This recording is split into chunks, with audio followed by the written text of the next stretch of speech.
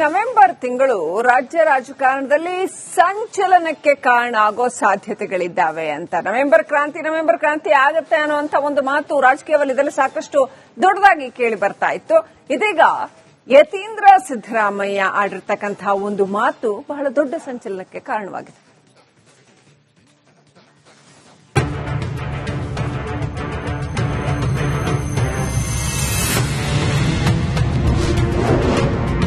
DCM DK Shivakumar ಕನಸಿಗೆ Yathindra big shock.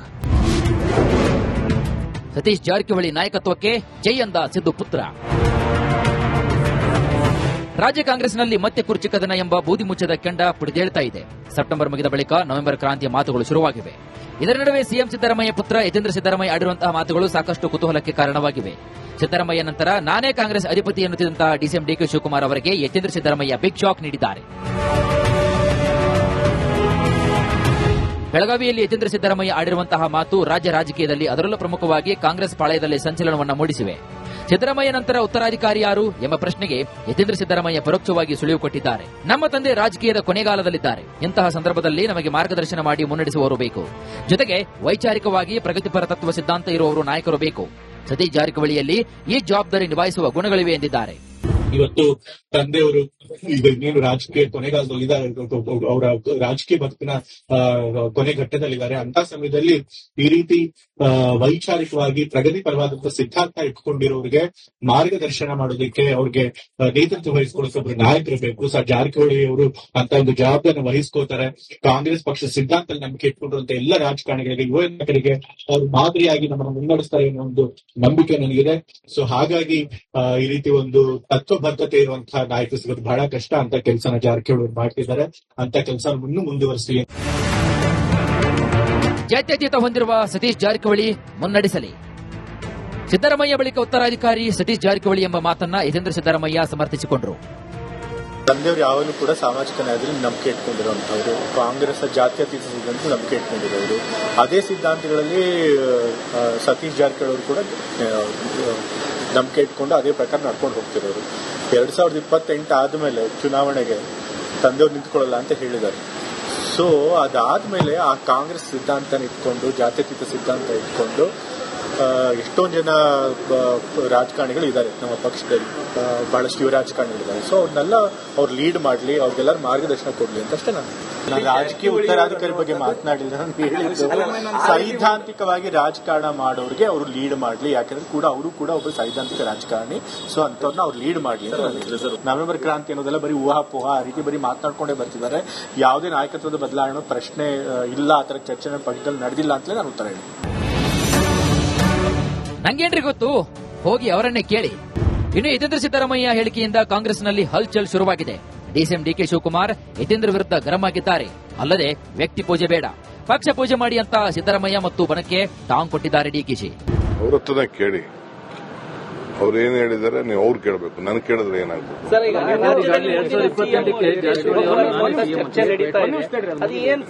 ನನಗೇನು ಅವಶ್ಯಕತೆ, ಯಾರು ಚರ್ಚೆ ನನ್ನ ಬಗ್ಗೆ ಚರ್ಚೆ ಮಾಡೋಂತ ಅವಶ್ಯಕತೆ ಇಲ್ಲ.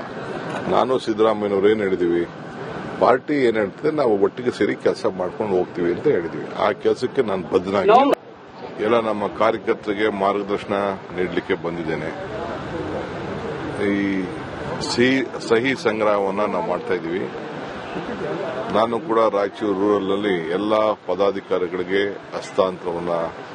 ಅಧಿಕಾರವನ್ನು ಹಸ್ತಾಂತರ ಮಾಡಿ ಅವರಿಗೆ ಮಾರ್ಗದರ್ಶನ ಮಾಡಿ, ಪ್ರತಿ ನಾಯಕರು ಕೂಡ ಅವರವ್ರ ಬೂತ್ ನ ಜವಾಬ್ದಾರಿ ತೆಗೆದುಕೊಂಡು ವೋಟನ್ನ ಯಾರು ಜಾಸ್ತಿ ಕೊಡಿಸ್ತಾರೆ ಅವರೇ ಮಾತ್ರ ನಾಯಕರು.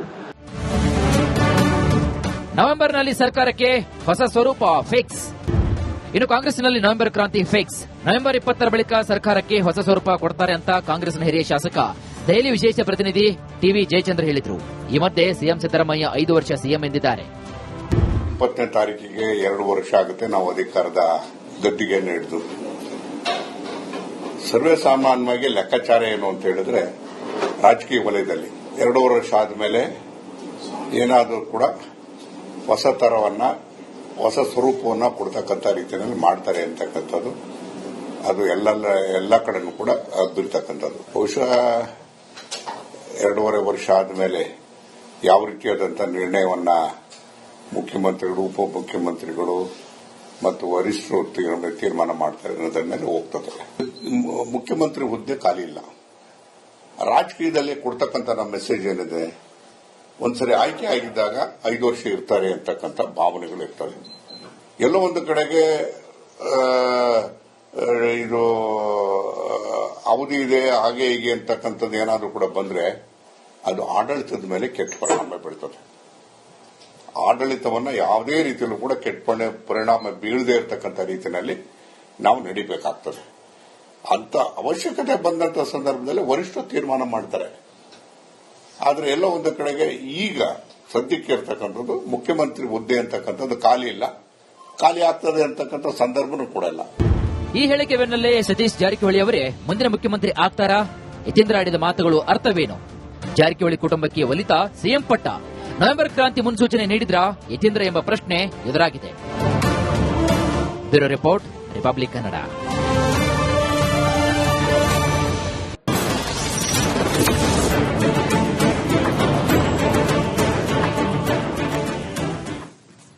ನವೆಂಬರ್ ತಿಂಗಳು ರಾಜ್ಯ ರಾಜಕಾರಣದಲ್ಲಿ ಸಂಚಲನಕ್ಕೆ ಕಾರಣ ಆಗೋ ಸಾಧ್ಯತೆಗಳಿದ್ದಾವೆ ಅಂತ ನವೆಂಬರ್ ಕ್ರಾಂತಿ ಆಗತ್ತೆ ಅನ್ನುವಂತ ಒಂದು ಮಾತು ರಾಜಕೀಯ ವಲಯದಲ್ಲಿ ಸಾಕಷ್ಟು ದೊಡ್ಡದಾಗಿ ಕೇಳಿ ಬರ್ತಾ ಇತ್ತು.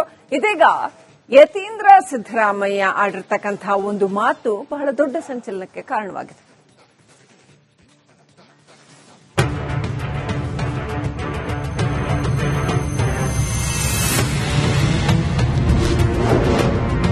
ಡಿಸಿಎಂ ಡಿಕೆ ಶಿವಕುಮಾರ್ ಕನಸಿಗೆ ಯತೀಂದ್ರ ಬಿಗ್ ಶಾಕ್. ಸತೀಶ್ ಜಾರಕಿಹೊಳಿ ನಾಯಕತ್ವಕ್ಕೆ ಜೈ ಅಂದ ಸಿದ್ದು ಪುತ್ರ. ರಾಜ್ಯ ಕಾಂಗ್ರೆಸ್ನಲ್ಲಿ ಮತ್ತೆ ಕುರ್ಚಿ ಕದನ ಎಂಬ ಬೂದಿ ಮುಚ್ಚದ ಕೆಂಡ ಪುಡಿದೇಳ್ತಾ ಇದೆ. ಸೆಪ್ಟೆಂಬರ್ ಮುಗಿದ ಬಳಿಕ ನವೆಂಬರ್ ಕ್ರಾಂತಿಯ ಮಾತುಗಳು ಶುರುವಾಗಿವೆ. ಇದರ ನಡುವೆ ಸಿಎಂ ಸಿದ್ದರಾಮಯ್ಯ ಪುತ್ರ ಯತೀಂದ್ರ ಸಿದ್ದರಾಮಯ್ಯ ಆಡಿರುವಂತಹ ಮಾತುಗಳು ಸಾಕಷ್ಟು ಕುತೂಹಲಕ್ಕೆ ಕಾರಣವಾಗಿವೆ. ಸಿದ್ದರಾಮಯ್ಯ ನಂತರ ನಾನೇ ಕಾಂಗ್ರೆಸ್ ಅಧಿಪತಿ ಎನ್ನುತ್ತಿದ್ದಂತಹ ಡಿಸಿಎಂ ಡಿಕೆ ಶಿವಕುಮಾರ್ ಅವರಿಗೆ ಯತೀಂದ್ರ ಸಿದ್ದರಾಮಯ್ಯ ಬಿಗ್ ಶಾಕ್ ನೀಡಿದ್ದಾರೆ. ಬೆಳಗಾವಿಯಲ್ಲಿ ಯತೀಂದ್ರ ಸಿದ್ದರಾಮಯ್ಯ ಆಡಿರುವಂತಹ ಮಾತು ರಾಜ್ಯ ರಾಜಕೀಯದಲ್ಲಿ ಅದರಲ್ಲೂ ಪ್ರಮುಖವಾಗಿ ಕಾಂಗ್ರೆಸ್ ಪಾಳೆಯದಲ್ಲಿ ಸಂಚಲನವನ್ನು ಮೂಡಿಸಿವೆ. ಸಿದ್ದರಾಮಯ್ಯ ನಂತರ ಉತ್ತರಾಧಿಕಾರಿ ಯಾರು ಎಂಬ ಪ್ರಶ್ನೆಗೆ ಯತೀಂದ್ರ ಸಿದ್ದರಾಮಯ್ಯ ಪರೋಕ್ಷವಾಗಿ ಸುಳಿವು ಕೊಟ್ಟಿದ್ದಾರೆ. ನಮ್ಮ ತಂದೆ ರಾಜಕೀಯದ ಕೊನೆಗಾಲದಲ್ಲಿದ್ದಾರೆ. ಇಂತಹ ಸಂದರ್ಭದಲ್ಲಿ ನಮಗೆ ಮಾರ್ಗದರ್ಶನ ಮಾಡಿ ಮುನ್ನಡೆಸುವವರು ಬೇಕು. ಜೊತೆಗೆ ವೈಚಾರಿಕವಾಗಿ ಪ್ರಗತಿಪರ ತತ್ವ ಸಿದ್ಧಾಂತ ಇರುವವರು ನಾಯಕರು ಬೇಕು. ಸತೀಶ್ ಜಾರಕಿಹೊಳಿಯಲ್ಲಿ ಈ ಜವಾಬ್ದಾರಿ ನಿಭಾಯಿಸುವ ಗುಣಗಳಿವೆ ಎಂದಿದ್ದಾರೆ. ಇವತ್ತು ತಂದೆಯವರು ಇನ್ನೇನು ರಾಜಕೀಯ ಕೊನೆಗಾಲದಲ್ಲಿದ್ದಾರೆ, ಅವರ ರಾಜಕೀಯ ಬದುಕಿನ ಕೊನೆ ಘಟ್ಟದಲ್ಲಿದ್ದಾರೆ. ಅಂತ ಸಮಯದಲ್ಲಿ ಈ ರೀತಿ ವೈಚಾರಿಕವಾಗಿ ಪ್ರಗತಿಪರವಾದಂತಹ ಸಿದ್ಧಾಂತ ಇಟ್ಕೊಂಡಿರೋರಿಗೆ ಮಾರ್ಗದರ್ಶನ ಮಾಡೋದಕ್ಕೆ, ಅವ್ರಿಗೆ ನೇತೃತ್ವ ವಹಿಸಿಕೊಳ್ಳೋ ನಾಯಕರು ಬೇಕು. ಜಾರಕಿಹೊಳಿ ಅವರು ಅಂತ ಒಂದು ಜವಾಬ್ದಾರಿ ವಹಿಸ್ಕೋತಾರೆ. ಕಾಂಗ್ರೆಸ್ ಪಕ್ಷ ಸಿದ್ಧಾಂತ ನಂಬಿಕೆ ಇಟ್ಕೊಂಡಿರುವಂತಹ ಎಲ್ಲ ರಾಜಕಾರಣಿಗಳಿಗೆ, ಯುವ ನಾಯಕರಿಗೆ ಅವರು ಮಾದರಿಯಾಗಿ ನಮ್ಮನ್ನು ಮುನ್ನಡೆಸ್ತಾರೆ ಅನ್ನೋ ಒಂದು ನಂಬಿಕೆ ನನಗಿದೆ. ಸೊ ಹಾಗಾಗಿ ಈ ರೀತಿ ಒಂದು ತತ್ವಬದ್ಧತೆ ಇರುವಂತಹ ನಾಯಕ ಸಿಗೋದು ಬಹಳ ಕಷ್ಟ. ಅಂತ ಕೆಲಸನ ಜಾರಕಿಹೊಳಿ ಮಾಡ್ತಿದ್ದಾರೆ. ಅಂತ ಕೆಲಸ ಮುಂದುವರಿಸಲಿ. ಜಾತ್ಯತೀತ ಹೊಂದಿರುವ ಸತೀಶ್ ಜಾರಕಿಹೊಳಿ ಮುನ್ನಡೆಸಲಿ. ಸಿದ್ದರಾಮಯ್ಯ ಬಳಿಕ ಉತ್ತರಾಧಿಕಾರಿ ಸತೀಶ್ ಜಾರಕಿಹೊಳಿ ಎಂಬ ಮಾತನ್ನ ಯತೀಂದ್ರ ಸಿದ್ದರಾಮಯ್ಯ ಸಮರ್ಥಿಸಿಕೊಂಡರು. ತಂದೆಯವರು ಯಾವಾಗಲೂ ಕೂಡ ಸಾಮಾಜಿಕ ನ್ಯಾಯದಲ್ಲಿ ನಂಬಿಕೆ ಇಟ್ಕೊಂಡಿರುವಂತಹವರು, ಕಾಂಗ್ರೆಸ್ ಜಾತ್ಯತೀತ ಸಿದ್ಧಾಂತ ನಂಬಿಕೆ ಇಟ್ಕೊಂಡಿರೋರು. ಅದೇ ಸಿದ್ಧಾಂತಗಳಲ್ಲಿ ಸತೀಶ್ ಜಾರಕಿಹೊಳಿ ಅವರು ಕೂಡ ನಂಬಿಕೆ ಇಟ್ಕೊಂಡು ಅದೇ ಪ್ರಕಾರ ನಡ್ಕೊಂಡು ಹೋಗ್ತಿರೋರು. 2028 ಆದ್ಮೇಲೆ ಚುನಾವಣೆಗೆ ತಂದೆಯವ್ರು ನಿಂತ್ಕೊಳ್ಳಲ್ಲ ಅಂತ ಹೇಳಿದ್ದಾರೆ. ಸೊ ಅದಾದ್ಮೇಲೆ ಆ ಕಾಂಗ್ರೆಸ್ ಸಿದ್ಧಾಂತ ಇಟ್ಕೊಂಡು, ಜಾತ್ಯತೀತ ಸಿದ್ಧಾಂತ ಇಟ್ಕೊಂಡು ಎಷ್ಟೊಂದು ಜನ ರಾಜಕಾರಣಿಗಳು ಇದ್ದಾರೆ ನಮ್ಮ ಪಕ್ಷದಲ್ಲಿ, ಬಹಳಷ್ಟು ಯುವ ರಾಜಕಾರಣಿಗಳಿದ್ದಾರೆ. ಸೊ ಅವ್ರನ್ನೆಲ್ಲ ಅವ್ರು ಲೀಡ್ ಮಾಡಲಿ, ಅವ್ರಿಗೆಲ್ಲರೂ ಮಾರ್ಗದರ್ಶನ ಕೊಡ್ಲಿ ಅಂತ ಅಷ್ಟೇ. ನಾನು ರಾಜಕೀಯ ಉತ್ತರಾಧಿಕಾರಿ ಬಗ್ಗೆ ಮಾತನಾಡಿಲ್ಲ. ನಾನು ಹೇಳಿದ್ದು ಸೈದ್ಧಾಂತಿಕವಾಗಿ ರಾಜಕಾರಣ ಮಾಡೋರಿಗೆ ಅವರು ಲೀಡ್ ಮಾಡಲಿ. ಯಾಕಂದ್ರೆ ಅವರು ಕೂಡ ಒಬ್ಬರು ಸೈದ್ಧಾಂತಿಕ ರಾಜಕಾರಣಿ. ಸೊ ಅಂತವ್ರನ್ನ ಅವ್ರು ಲೀಡ್ ಮಾಡಲಿ ಅಂತ. ನವೆಂಬರ್ ಕ್ರಾಂತಿ ಅನ್ನೋದೆಲ್ಲ ಬರೀ ಊಹಾಪೋಹ ಆ ರೀತಿ ಬರೀ ಮಾತನಾಡ್ಕೊಂಡೇ ಬರ್ತಿದ್ದಾರೆ. ಯಾವುದೇ ನಾಯಕತ್ವದ ಬದಲಾವಣೆ ಪ್ರಶ್ನೆ ಇಲ್ಲ, ಆ ತರ ಚರ್ಚೆ ಪಕ್ಷದಲ್ಲಿ ನಡೆದಿಲ್ಲ ಅಂತಲೇ ನಾನು ಉತ್ತರ ಹೇಳಿ. ನಂಗೇನ್ರಿ ಗೊತ್ತು, ಹೋಗಿ ಅವರನ್ನೇ ಕೇಳಿ. ಇನ್ನು ಯತೀಂದ್ರ ಸಿದ್ದರಾಮಯ್ಯ ಹೇಳಿಕೆಯಿಂದ ಕಾಂಗ್ರೆಸ್ನಲ್ಲಿ ಹಲ್ಚಲ್ ಶುರುವಾಗಿದೆ. ಡಿಸಿಎಂ ಡಿಕೆ ಶಿವಕುಮಾರ್ ಯತೀಂದ್ರ ವಿರುದ್ಧ ಗರಂ ಆಗಿದ್ದಾರೆ. ಅಲ್ಲದೆ ವ್ಯಕ್ತಿ ಪೂಜೆ ಬೇಡ, ಪಕ್ಷ ಪೂಜೆ ಮಾಡಿ ಅಂತ ಸಿದ್ದರಾಮಯ್ಯ ಮತ್ತು ಬನಕ್ಕೆ ಟಾಂಗ್ ಕೊಟ್ಟಿದ್ದಾರೆ ಡಿಕೆಶಿ. ಅವ್ರ ಹತ್ರನೇ ಕೇಳಿ, ಅವ್ರು ಏನ್ ಹೇಳಿದಾರೆ ನೀವು ಅವ್ರು ಕೇಳಬೇಕು, ನನಗೆ ಕೇಳಿದ್ರೆ ಏನಾಗ್ತದೆ?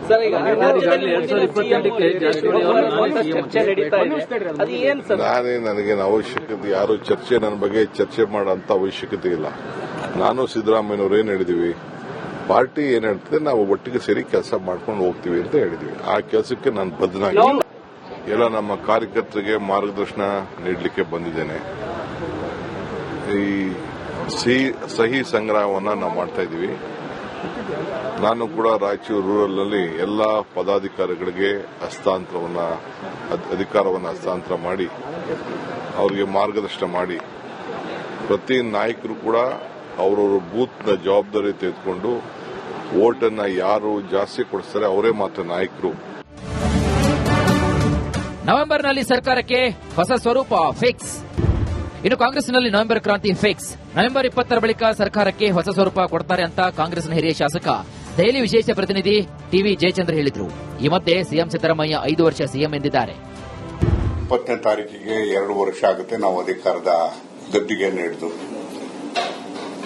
ಸರ್ವೇ ಸಾಮಾನ್ಯವಾಗಿ ಲೆಕ್ಕಾಚಾರ ಏನು ಅಂತ ಹೇಳಿದ್ರೆ, ರಾಜಕೀಯ ವಲಯದಲ್ಲಿ 2 ವರ್ಷ ಆದಮೇಲೆ ಏನಾದರೂ ಕೂಡ ಹೊಸ ತರವನ್ನ, ಹೊಸ ಸ್ವರೂಪವನ್ನ ಕೊಡ್ತಕ್ಕಂಥ ರೀತಿಯಲ್ಲಿ ಮಾಡ್ತಾರೆ ಅಂತಕ್ಕಂಥದ್ದು ಅದು ಎಲ್ಲ ಕಡೆನೂ ಕೂಡ ಅದ್ದಿರ್ತಕ್ಕಂಥದ್ದು. ಬಹುಶಃ 2.5 ವರ್ಷ ಆದಮೇಲೆ ಯಾವ ರೀತಿಯಾದಂತಹ ನಿರ್ಣಯವನ್ನ ಮುಖ್ಯಮಂತ್ರಿಗಳು, ಉಪಮುಖ್ಯಮಂತ್ರಿಗಳು ಮತ್ತು ವರಿಷ್ಠರು ತೀರ್ಮಾನ ಮಾಡ್ತಾರೆ ಅನ್ನೋದ್ರ ಮೇಲೆ ಹೋಗ್ತದೆ. ಮುಖ್ಯಮಂತ್ರಿ ಹುದ್ದೆ ಖಾಲಿ ಇಲ್ಲ. ರಾಜಕೀಯದಲ್ಲಿ ಕೊಡ್ತಕ್ಕಂಥ ನಮ್ಮ ಮೆಸೇಜ್ ಏನಿದೆ, ಒಂದ್ಸರಿ ಆಯ್ಕೆ ಆಗಿದ್ದಾಗ 5 ವರ್ಷ ಇರ್ತಾರೆ ಅಂತಕ್ಕಂಥ ಭಾವನೆಗಳು ಇರ್ತವೆ. ಎಲ್ಲೋ ಒಂದು ಕಡೆಗೆ ಇದು ಅವಧಿ ಇದೆ ಹಾಗೆ ಹೀಗೆ ಅಂತಕ್ಕಂಥದ್ದು ಏನಾದರೂ ಕೂಡ ಬಂದ್ರೆ ಅದು ಆಡಳಿತದ ಮೇಲೆ ಕೆಟ್ಟ ಪರಿಣಾಮ ಬೀಳ್ತದೆ. ಆಡಳಿತವನ್ನ ಯಾವುದೇ ರೀತಿಯಲ್ಲೂ ಕೂಡ ಕೆಟ್ಟ ಪರಿಣಾಮ ಬೀಳದೇ ಇರತಕ್ಕಂಥ ರೀತಿಯಲ್ಲಿ ನಾವು ನಡಿಬೇಕಾಗ್ತದೆ. ಅಂತ ಅವಶ್ಯಕತೆ ಬಂದಂತ ಸಂದರ್ಭದಲ್ಲಿ ವರಿಷ್ಠ ತೀರ್ಮಾನ ಮಾಡ್ತಾರೆ. ಆದ್ರೆ ಎಲ್ಲೋ ಒಂದು ಕಡೆಗೆ ಈಗ ಸದ್ಯಕ್ಕೆ ಇರ್ತಕ್ಕಂಥದ್ದು ಮುಖ್ಯಮಂತ್ರಿ ಹುದ್ದೆ ಅಂತಕ್ಕಂಥದ್ದು ಖಾಲಿ ಇಲ್ಲ, ಖಾಲಿ ಆಗ್ತದೆ ಅಂತಕ್ಕಂಥ ಸಂದರ್ಭನೂ ಕೂಡ ಇಲ್ಲ. ಈ ಹೇಳಿಕೆ ಬೆನ್ನಲ್ಲೇ ಸತೀಶ್ ಜಾರಕಿಹೊಳಿ ಅವರೇ ಮುಂದಿನ ಮುಖ್ಯಮಂತ್ರಿ ಆಗ್ತಾರಾ? ಯತೀಂದ್ರ ಆಡಿದ ಮಾತುಗಳು ಅರ್ಥವೇನು? ಜಾರಕಿಹೊಳಿ ಕುಟುಂಬಕ್ಕೆ ಒಲಿತ ಸಿಎಂ ಪಟ್ಟ. ನವೆಂಬರ್ ಕ್ರಾಂತಿ ಮುನ್ಸೂಚನೆ ನೀಡಿದ್ರಾ ಯತೀಂದ್ರ ಎಂಬ ಪ್ರಶ್ನೆ ಎದುರಾಗಿದೆ. Bureau report, republic Kannada.